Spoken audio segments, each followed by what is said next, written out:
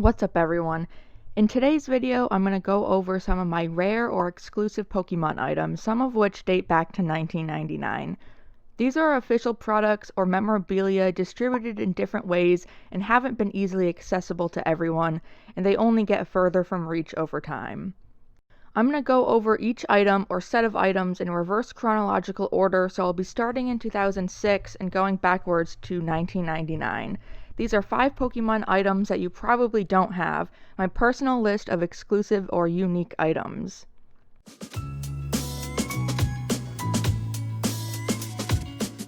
Let's start in 2006.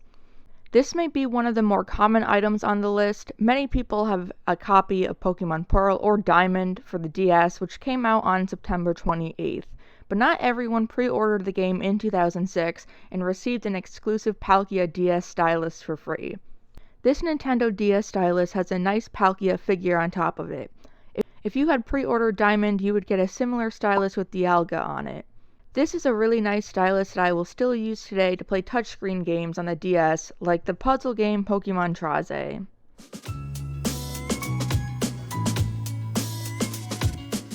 Going back only a couple months in 2006, the world was in the thick of the 10th anniversary of Pokemon's launch in Japan. In the United States, the Pokemon Company held a tour called Journey Across America that happened for months during the year and ended with bigger events in July. The penultimate tour stop was in Boston on July 15th. These events mostly happened at malls or convention centers and featured a lot of exclusive giveaways and merch. These are some of the things I got that day. The Pikachu 10th anniversary stamped promo, a 10th anniversary pin, and similar patches and stickers, as well as an exclusive issue of Pokemon Fan.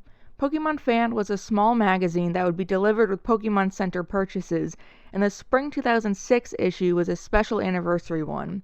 It's super nostalgic to look back at these little booklets featuring news from the video games, anime, card game, merchandise, and the fandom itself. A video game distribution also happened where you could pick 4 out of 20 pre-selected Pokemon to be downloaded at level 70 right into your Game Boy Advance Pokemon game. I was attached to Leaf Green, so I sent my Celebi, Umbreon, Tyranitar, and Latias there. I was just a kid, so I picked 4 of my favorite Pokemon from the list that I just didn't have at the time. They've since been imported up all the way to Gen 7 in Pokemon Bank. Today, Celebi lives in my cartridge of Emerald. A lot of unique stuff came from this event. We could even get an official trainer certificate that would officially make us a trainer on our 10th birthday, which for me was in 2004. Normally, my copy is displayed prominently in my bedroom, but I seem to have misplaced it in my last move. When I find mine, I'll post it on Instagram. One of the other things they were giving out for free, I believe, were exclusive 2001 pins from the original opening of the Pokemon Center in New York. I was lucky enough to get an Articuno pin, and I've kept it sealed. This entire event is one of the best memories I have. Shout out to my mom for bringing me to these things.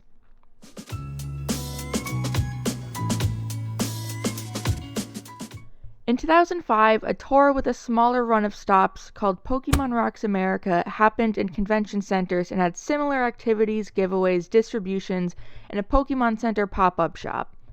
On October 22nd, the tour came to Boston. At this point in time, I had never been to a tournament or convention at any capacity, so this was really exciting. XD Gale of Darkness for the GameCube and Emerald for the Game Boy Advance both came out in 2005 and were featured heavily at this event. The exclusive promo given to all attendees was the Lugia stamped card, and Shadow Lugia from XD was displayed in the center as well as on the fall 2005 Pokemon Fan issue. Again, these mini magazines were given by the official Pokemon Company to advertise the newest game and anime news, officially licensed products, and included activities. One of the things that always interested me were the sections on the Pokemon fandom members. Where are these people now? They featured a few people in each issue with wide age ranges. I wonder if they continue to be Pokemon fans like I have. I also have the shopping bags that were given whenever you got anything, with one side just with the Pokemon Rocks America logo and Pikachu, and one side with an ad for Gale of Darkness with Shadow Lugia. There were also paper book covers with Shadow Lugia on it and a couple game tips. A big feature of the event was the game distribution of various tickets to bring you to mythical or legendary Pokemon. I received the Mystic ticket for my Leaf Green game to be able to catch Lugia and Ho-Oh for the first time. This was the first time I had seen any version of the Pokemon Center store in real life. Products were very limited, but they were selling some items that actually wouldn't ship to Massachusetts from the website, so I was able to get a Munchlax Pokédoll. Check this out. Pokédolls were Pokemon Center exclusives that they have had ever since the beginning. I have been collecting plushies for a long time. I mean, a long time. Like this copyright 1998 official Snorlax beanbag. These are the OG plushies and have definitely had a long way to go in design. This event also had the Pikachu VW Beetle, which obviously I don't own, but there is a picture of me with it somewhere.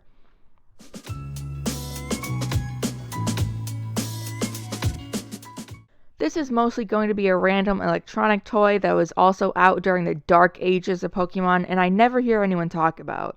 They're called V-Trainers 2.0 by Hasbro, the 2004 version of the interactive/electronic toy that was originally from the Master Quest era of 2002 with Johto Pokemon.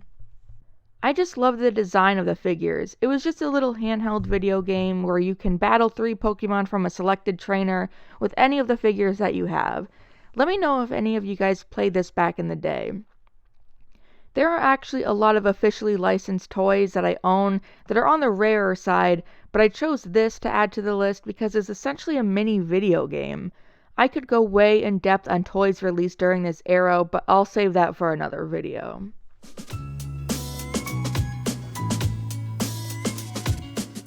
The final item I'm going to show is associated with Pokemon the First movie. I'm sure a lot of us own the movie on VHS like I do. I think a lot of people can also remember even seeing it in theaters in fall 1999 when the movie premiered. The very first Pokemon movie of all time at the height of the Pokemon fad, while there was a huge promotion at Burger King, the Fossil expansion had released, and Pokemon Yellow was out for the Game Boy Color. A lot of people my age and older have some fond memories from this time and may even have our original promo card handed out at the theater. But how many of you still have the ticket stub to the movie? I kept my single ticket to the movie in a top loader and have somehow kept it in good shape this whole time. I don't know what my barely 5-year-old head was thinking to keep this, but I did and I still have it today. This isn't a licensed Pokemon product, but it's still a legitimate piece of memorabilia that is extremely sentimental and nostalgic. Those were items I have a good feeling barely anyone watching this has copies of. If you happen to have any of these, definitely let me know in the comments. Otherwise, I would love to hear about unique items from over the years that you guys have held on to. The coolest part about these things is that they're not just rare or vintage items that I've come into, but there are things that I got directly at release and symbolize my whole experience being a fan for this long. Thank you guys so much for watching through this, and I hope you saw something unique that you didn't know about before. Leave a like on your way out, and you'll see me in the next video.